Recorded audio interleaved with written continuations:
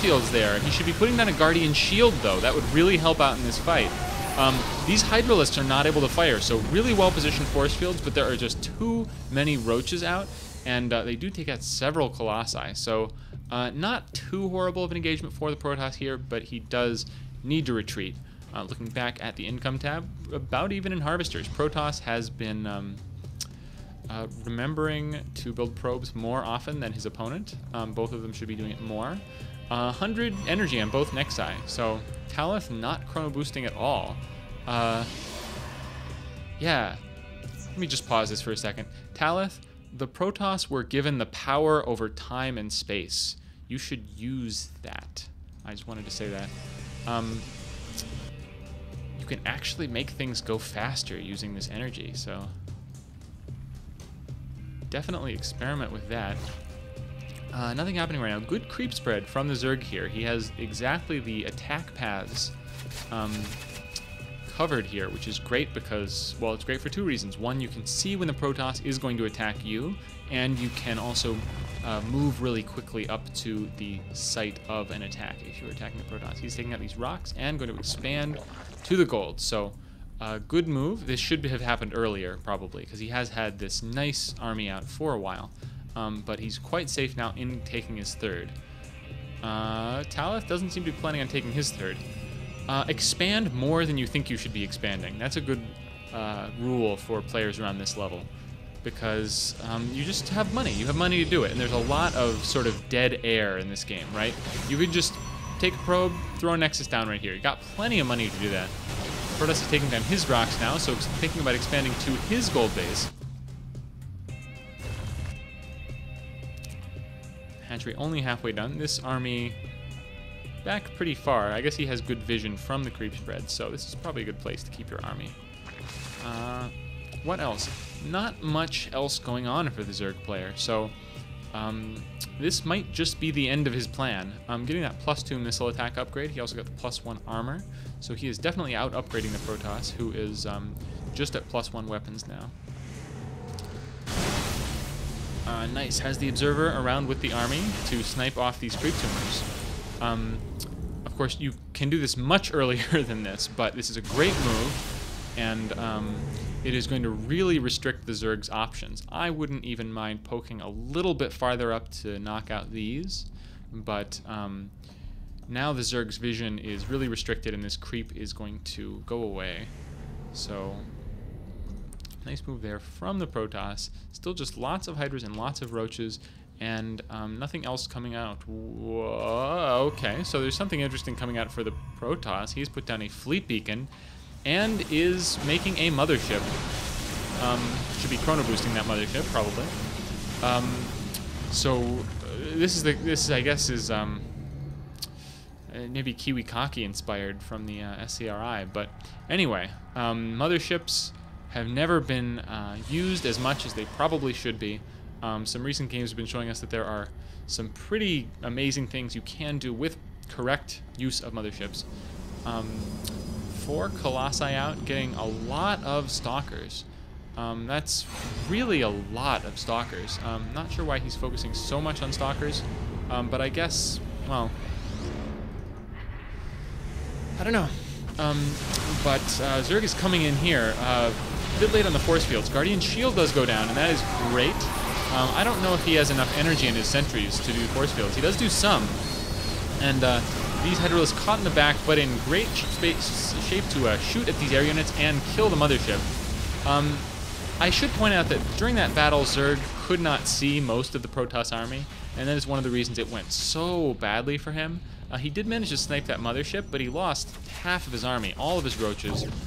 He needs to fall back. He might even lose this base. He is making 23 Roaches right now, so really good reaction there to... I mean, that is the kind of moment where you really do just need to make as many Roaches as you can possibly make. So absolutely the right reaction there, but it's going to be too late. They're going to be out a little bit too late for him to save this base.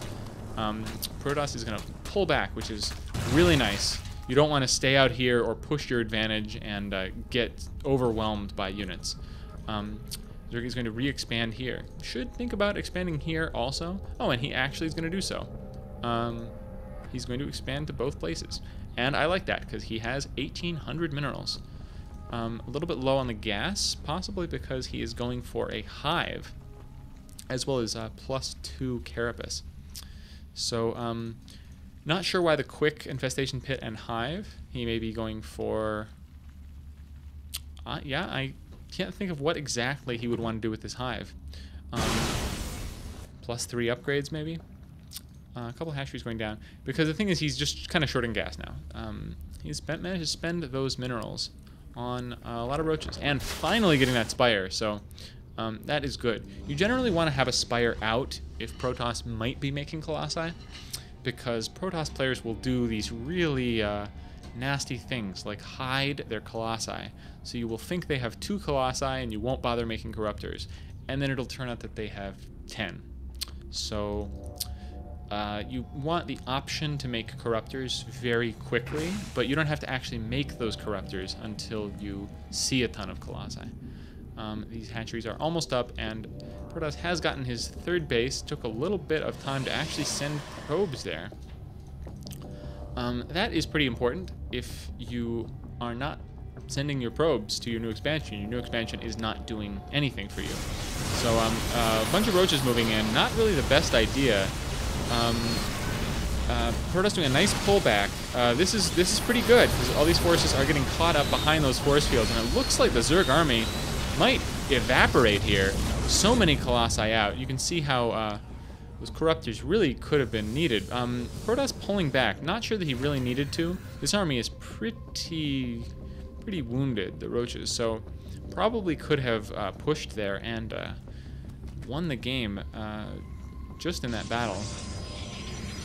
But chrono boosting out another mothership, so sticking to his mothership strategy, whatever that strategy actually might be. Zerg has taken only 1 gas. He should be taking more gas pretty soon, but still low on the harvester count. See, 44 drones total for the Zerg, and that's you should really be aiming in your games to get double that. I mean, distributed between your bases, but you should, at this stage, certainly be maxed out on harvesters. By the way, army tab, pretty even in food right now, and that usually means the Protoss is ahead, because their units are just more supply efficient, and they're also more cost efficient, and they're just better in general. So Zerg does need to get some Corruptors out to really be able to fight this army head on. He's not doing so, though. Not doing anything with the hive either. So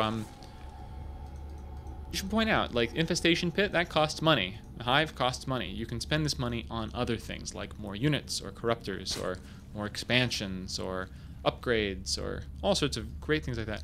Oh, I apologize. He actually is doing something with the hive. He's getting that +3 attack. So, I don't know. Maybe it's a little expensive for an attack upgrade, but I have to give that one to him.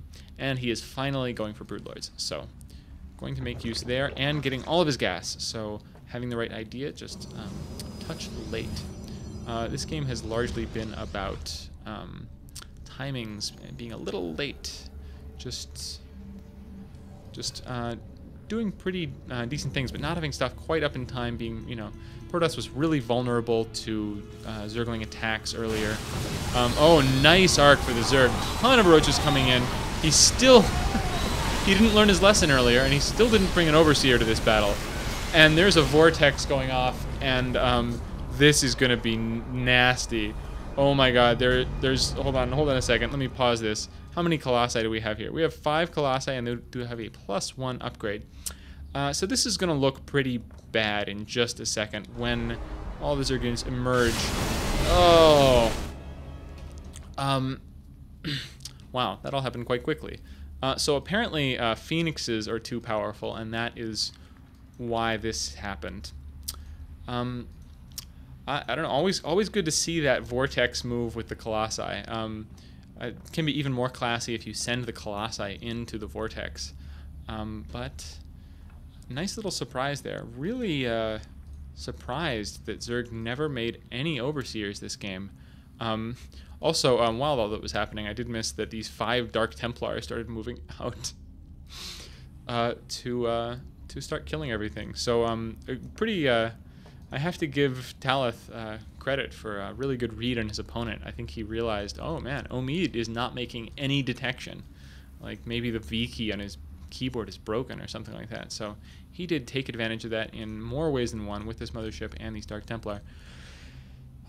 So I'm pretty amused by that. And I don't know. I do not know what else to say about this mothership play, so I'm probably going to call it quits on this one. I will be doing another one of these tomorrow, and I promise it will not be a ZVP. So, this is modulistack saying bye now.